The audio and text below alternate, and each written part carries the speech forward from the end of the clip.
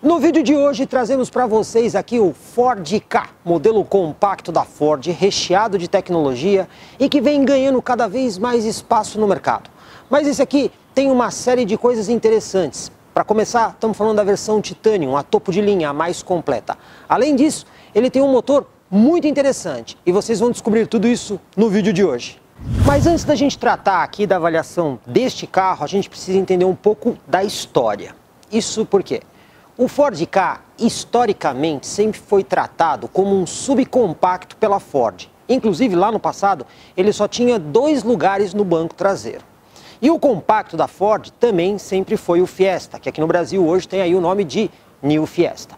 Agora, o que acontece nessa história? Ao longo do tempo, o Ka foi crescendo de tamanho aqui no Brasil. E mais importante que isso, o New Fiesta é um modelo que tem o seu futuro incerto aqui no mercado brasileiro. Não é por acaso que não existe mais o New Fiesta com câmbio automático, você só vai encontrar o carro com transmissão manual. Justamente por isso, a família Ka hoje, tanto na versão hatchback, essa daqui, quanto na versão sedã, ela tem um posicionamento para cobrir 2 segmentos, o segmento de subcompacto e o segmento de compacto.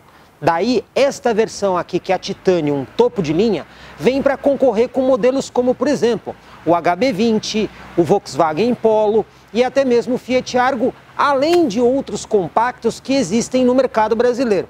Ainda que, se a gente olhar números, principalmente de entre-eixo, porta-malas e tamanho, você vai perceber que o Ka é um pouco menor do que esses concorrentes direto quando a gente fala aqui da versão Titanium. O principal destaque aqui do Ford Ka é o que a gente encontra aqui debaixo do capô. Nós estamos falando aqui de um motor muito especial. Esse motor aqui é um motor 3 cilindros. Aliás, ele pertence a uma família de motores da Ford, a família de motores Dragon. E dentro dessa família a gente encontra várias configurações. Esse aqui é o 1.5 aspirado, mas nós temos também o 1.0 aspirado, o 1.0 EcoBoost, que no caso aí ele vai ter o turbo, e existe uma variante desse motor lá fora, não aqui no Brasil, que é o 1.5 EcoBoost. Nesse caso, ele além de ter o turbo, ele tem injeção direta e ele consegue entregar impressionantes 200 cavalos de potência. Mas não é o caso desse aqui, esse aqui é o aspirado com injeção indireta. Ainda assim, dentro dessa classe de carros e motores, ele é um motor com a maior densidade de potência. Explicando, a densidade de potência é a quantidade de cavalos que você tira proporcional ao tamanho do motor, ou seja, a cilindrada, que no caso aqui é 1.5. Esse motor aqui é conhecido por 1.5 TIVCT, em inglês seria Twin Independent Variable Camshaft. Traduzindo isso para português, comandos gêmeos com variação independente. Justamente por isso nós temos aqui um comando de admissão e exaustão, os 2 variáveis. A gente consegue ver então que a gente tem um motor realmente muito moderno aqui. E não é por acaso que esse motor 1.5 3 cilindros substituiu o antigo motor da Ford 1.6 4 cilindros Sigma, que a gente ainda encontra ele aí no New Fiesta. Mas esse motor, por exemplo, já está equipando o Ford EcoSport. Além de mais leve e mais eficiente que o motor 1.6 Sigma de 4 cilindros, esse motor tem algumas outras soluções de engenharia bem interessantes. Eu já vou começar destacando. Muita gente fala aí que os motores mais modernos têm corrente no comando, porque ela tem maior durabilidade. Pois bem, esse não tem corrente, ele tem uma correia dentada, mas essa correia dentada é banhada a óleo. Portanto, ele tem aí uma vida útil de mais de 240 mil quilômetros, ou seja, praticamente o tempo de vida inteiro do motor, sem você ter que trocar a correia. Outro detalhe interessante é a bomba de óleo variável. Isso é uma coisa que você encontra em carros, digamos assim, de padrão superior. Não é muito comum nessa categoria, ainda que existam concorrentes que tenham soluções parecidas. Para vocês terem uma ideia da potência desse motor, ele vai de 128 cavalos na gasolina a 136 cavalos no etanol. E isso no motor 1.5. Vocês vão ver que existem motores no mercado brasileiro que são 1.8 com potência parecida com essa. O torque também é bem interessante. Ele varia de 153 Nm na gasolina a 158 Nm no etanol. 158 Nm equivale a um pouquinho mais que 16 kgfm. Dessa forma a gente consegue ver que ainda que a cilindrada seja pequena e nós não tenhamos turbo, nós temos um conjunto bastante eficiente. Cabe destacar, Aqui nesse carro, esse motor está associado a uma transmissão automática. Atenção ao automática, porque muito tempo a Ford usou aquela transmissão robotizada de dupla embreagem, o Power Shift, e essa não tem nada a ver com o Power Shift, é uma automática com conversor de torque num carro dessa categoria, que também não é uma coisa assim, digamos assim, muito comum por aí. O porta-malas aqui do Ford Ka, principalmente nessa versão hatch, tem algumas questões que a gente precisa analisar com muito cuidado. Primeiramente, para você abrir o porta-malas, só existem duas formas. Ou você usa um botão lá dentro do carro, ou você usa a chave presencial, que no caso desse daqui tem o controle que você aperta 2 vezes para abrir. Nós não temos nenhum botão aqui na tampa ou na parte inferior. Quando a gente vê o espaço aqui, são 257 litros. E isso não é muita coisa, se a gente comparar com, digamos assim, os compactos que este carro vai concorrer na faixa de preço, uma vez que eles têm 300 litros de capacidade. Mas, se a gente comparar com os subcompactos ou os modelos menores, 257 litros até que é uma medida interessante. E aqui dentro a gente vê algumas coisas, como por exemplo, 2 ganchinhos aqui na lateral para você fixar sacolinhas do supermercado e até mesmo a lâmpada ali para iluminar o porta-malas. Agora, uma coisa muito legal que eu gostei aqui no porta-malas é justamente quando a gente vem olhar o step. Uma vez que nós temos um step 175/65, raio 14, ou seja, não é aquele pneu fininho que alguns modelos usam no mercado. Ainda que esse pneu aqui não seja igual ao pneu de rodagem, quando você estiver usando o step, você não vai ter a dirigibilidade do carro alterada. Dessa forma, existem coisas boas e não tão boas aqui no porta-mala do Ford Ka hatch.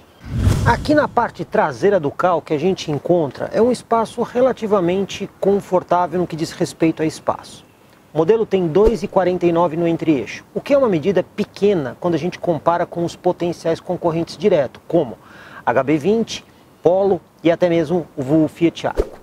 Mas o que a gente observa aqui é que apesar do entre-eixos modesto, olha só, temos um bom espaço aqui para as pernas, inclusive movimentação de pés, ou seja, a Ford conseguiu fazer um desenho que, mesmo com entre-eixos pequeno, consegue entregar um bom conforto. Outro detalhe, a altura em relação ao teto é relativamente boa, eu tenho quase 1 palmo aqui até chegar no teto, e isso dá uma boa acomodação. Quando a gente fala de segurança, também temos aqui itens interessantes, uma vez que aqui atrás nós temos cinto de segurança de 3 pontos em todas as posições, encosto de cabeça, Isofix e top tether para cadeirinhas de criança. Agora, quando a gente vai para a questão dos mimos, aí a coisa já fica bem diferente. Nós não temos muitas coisas aqui atrás, aliás, praticamente nada. Então nós não temos iluminação, saída de ar-condicionado, tomadinha aqui atrás. O que a gente tem é a extensão do console central ali, que acaba sendo possível você colocar ali, por exemplo, uma lata ou uma garrafa.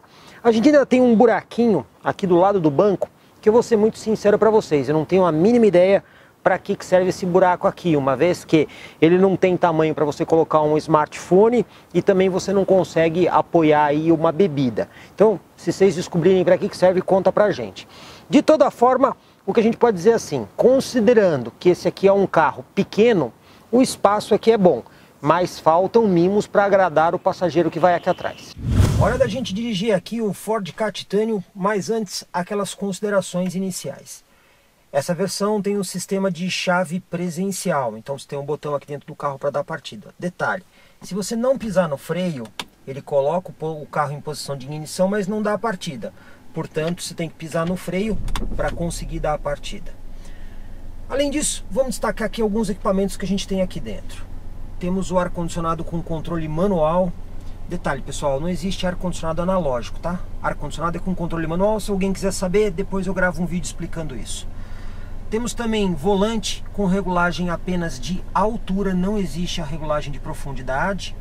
Cinto de segurança com ajuste de altura e o banco do motorista também com ajuste de altura. Vou aproveitar também para destacar aqui os controles elétricos dos vidros, todos eles com simples toque, abertura e fechamento. E o controle dos espelhos elétricos ali no comecinho da coluna A, junto à porta. O volante do carro, ele é multifuncional, ele tem aqui alguns controles para você interagir com a central multimídia, inclusive o controle de cruzeiro, que é um item que em carros, digamos assim, pequenos, compactos, não é uma coisa tão frequente. Agora, sobre a central multimídia Sync 3 desse carro. Essa central aqui, pessoal, é exatamente a mesma central que nós já fizemos um vídeo bastante detalhado no nosso canal de quando a gente testou a Ranger Limited. Só que ela não é totalmente igual. Ela tem o mesmo, digamos assim, software, mas ela perde algumas coisas em relação à Ranger. Então o que ela não tem? Ela não tem o GPS embarcado, ela tem espelhamento Android Auto, Apple CarPlay, aquela integração que existe via SDL com o Waze, que a gente explicou muito bem lá. Ela também não tem o controle do ar-condicionado, porque na Ranger o ar-condicionado é digital, então você consegue controlar o ar-condicionado pela central. Aqui nós temos o ar-condicionado manual, portanto ele não está integrado à central. E por fim, essa central aqui também não tem o controle da iluminação interna que existe na Ranger. Tirando isso, todas as outras funções são iguais à Ranger. Então ela tem duas portas USB, tem os espelhamentos, conecta no Wi-Fi, você pode atualizar o software da central pelo Wi-Fi, mas tudo isso está explicadinho lá no vídeo da avaliação da central da Ranger, que nós vamos deixar o link aqui nos comentários desse vídeo, caso vocês queiram mais informações aí dessa central Sync 3 da Ford. Hora da gente dirigir aqui o carro. Primeira coisa que eu vou destacar aqui, quando você engata ré, ele já aciona a câmera de ré com a imagem projetada na central. Essa câmera de ré, ela tem as linhas de guia, porém elas não são dinâmicas. O carro também tem sensores de estacionamento traseiro que ajuda com a indicação sonora. Os mais atentos vão notar aqui um símbolo mais, que você consegue aproximar a imagem da câmera de ré. Assim, para as manobras, para você ver se está bem perto da parede, essa função aqui é bem interessante. Bom, vamos para a nossa manobra. Volante com acionamento elétrico, assistência elétrica, o que deixa o volante bem leve e também ajuda a economizar combustível. A gente pode dizer que a câmera de ré tem uma boa resolução, aliás, melhor do que alguns outros carros, até mesmo de categoria superior aqui que a gente já testou. Como vocês podem ver aqui na manobra, a gente tem o indicador sonoro que funciona muito bem além da própria câmera. Vamos alinhar o carro com os tachões e vamos ver como é que se comporta o isolamento acústico e suspensão.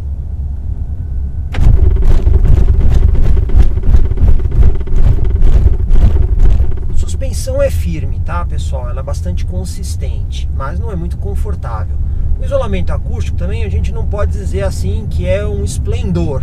Ok, para a categoria do carro. Mas o ponto interessante é a resistência da suspensão. Ainda que ela passe um pouco de movimento, a gente sente consistência nela. Agora vamos aqui para a nossa primeira lombada 30 por hora para ver como é que o carro se sai. Vamos lá, 30 por hora. Passou numa boa, nem esboçou a tentativa de raspar ou bater. Agora para a segunda lombada, de novo a 30 por hora. Vamos ver como é que o carro se comporta aqui. A gente percebe que a suspensão é dura, mas ela é muito resistente. Então ela dá aquela ideia de força mesmo. O carro não bate o bico, ainda que a gente chacoalhe bastante aqui dentro. Vamos para o bloco reto. O isolamento acústico continua sendo um pouquinho problemático. Terceira lombada 30. Agora o carro deu uma batida na frente. Então assim, você precisa tomar um pouco de cuidado nas lombadas. No geral a suspensão é bastante consistente, mas nos obstáculos maiores pode ser que a gente tenha algum problema. Então na quarta lombada eu já vou reduzir aqui a velocidade. A questão do isolamento acústico, pessoal, que a gente pode dizer aqui para vocês é assim: para a categoria do carro, ok, mas algumas pessoas mais exigentes podem sentir falta de um acabamento um pouco melhor. Agora vamos aqui para a nossa manobra de fim de rua. Vamos virar todo o volante do carro. Olha, já ficou muito bom aqui, porque o carro virou mais que 90 graus aqui nessa primeira manobra, tá? Volante bastante leve. Então provavelmente a gente vai ter aqui, ó, como a gente vê, já saímos apontado aqui para a rua. Ou seja, o K nesse sentido, no que diz respeito à manobrabilidade, vai ser muito legal para você usar na cidade, porque ele vai usar um espaço bem pequenininho, direção leve, ideal para quem não quer fazer muita força em manobra e que é um carro jeitosinho. Nesse ponto, o modelinho aqui é campeão. Hora da gente pegar a estrada aqui com o K. Para isso, já zerei o computador de bordo justamente para a gente ver o consumo do modelo.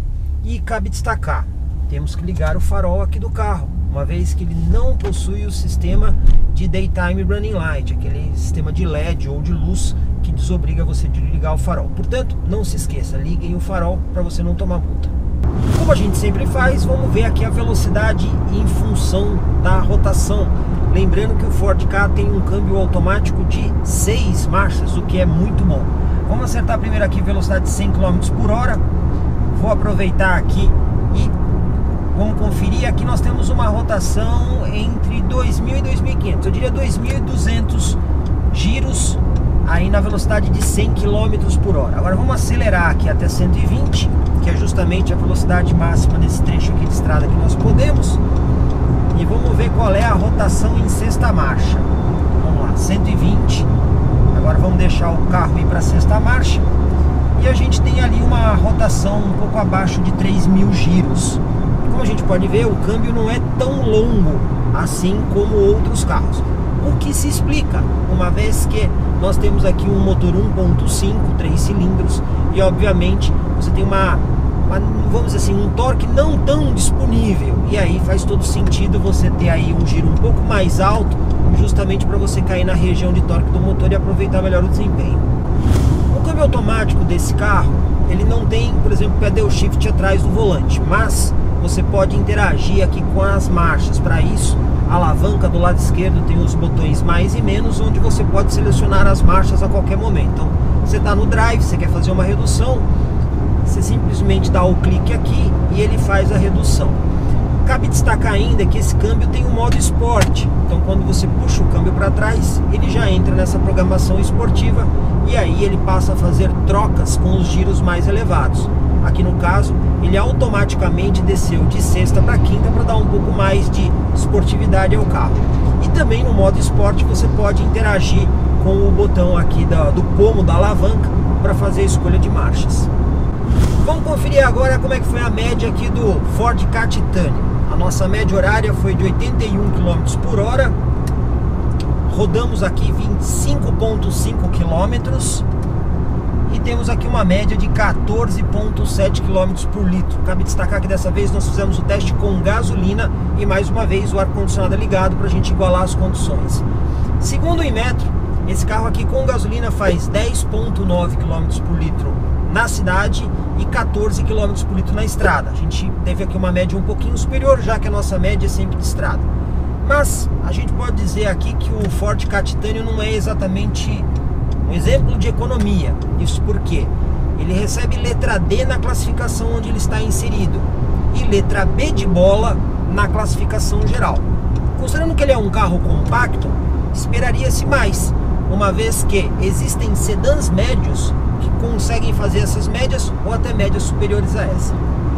Um dos pontos interessantes é justamente o rendimento desse motor 1.5, considerando a cilindrada dele, né? Então, para isso, o que a gente vai fazer? Vamos fazer um testinho aqui de retomada de velocidade. Para isso, eu vou reduzir a velocidade aqui até cerca de 80 km por hora e vou acelerar até 120 para ver como é que o carro se comporta. Lembrando que com o ar-condicionado ligado. Então vamos lá, 80 por hora, pisando tudo, a gente vê que o câmbio tem uma boa resposta. E a gente já está quase chegando a 120 km por hora. Bom, o que a gente pode dizer? Considerando o tipo de carro que nós temos, que é um carro compacto, certamente nós temos um desempenho superior, por exemplo, ao do Chevrolet Onix, que tem aí um motor 1.4 e ele se equipara muito bem com os motores 1.6. Vou aproveitar agora para fazer aquela aceleração aqui de 0 a 100 com o carro para ver como é que ele se comporta. Para isso eu vou colocar aqui o câmbio no modo esporte e também vou fazer aquela largada estolada, que a gente pisa no freio, no acelerador e solta o freio. Vamos ver como é que ele se sai. Acelerando, pisando tudo, segunda marcha, 60, 70, terceira marcha, 80, 100 por hora. O que a gente pode dizer é o seguinte: não é um foguete, mas se a gente considerar os outros carros dessa categoria, em especial a faixa de potência, podemos dizer que o carro vai muito bem. Um ponto importante que a gente não pode deixar de destacar aqui nessa versão Titanium do Ka são os itens de segurança que o carro possui, uma vez que esse carro aqui já vem equipado com 6 airbags. Então são 2 frontais, 2 laterais e 2 de cabeça. Isso não é muito comum nessa categoria de modelo. Além disso, o o carro conta também com um programa de estabilidade eletrônico. E dentro do ESP a gente encontra coisas interessantes, como por exemplo, o controle de tração e até mesmo o assistente de partida em rampa.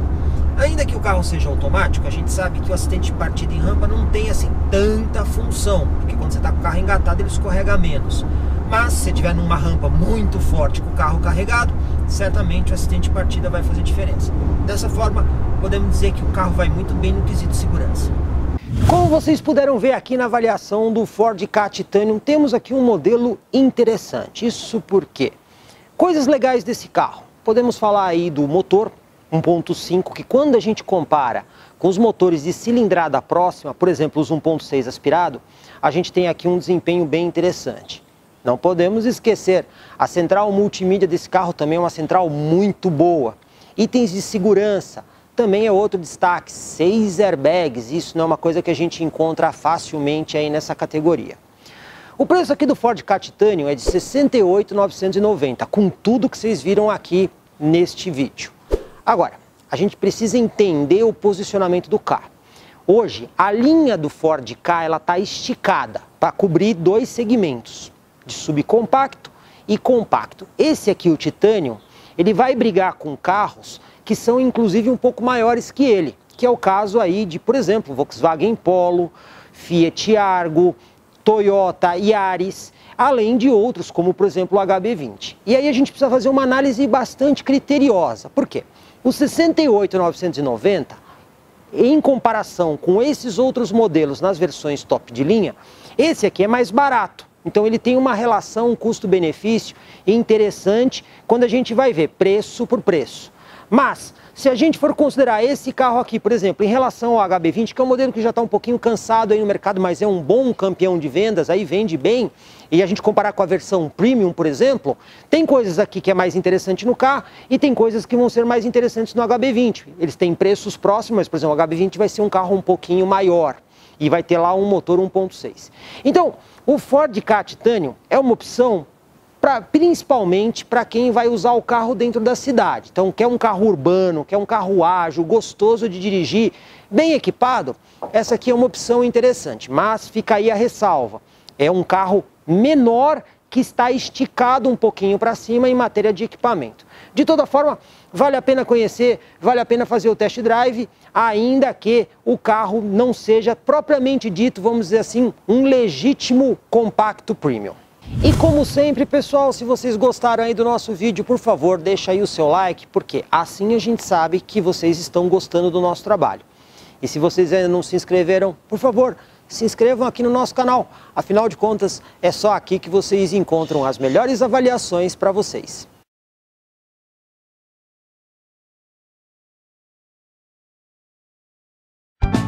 Comprecar é ideal para quem quer vender. Comprecar é ideal para quem quer comprar. Se precisou vender ou comprar, acesse hoje mesmo Comprecar. Acesse comprecar.com.br. Comprecar.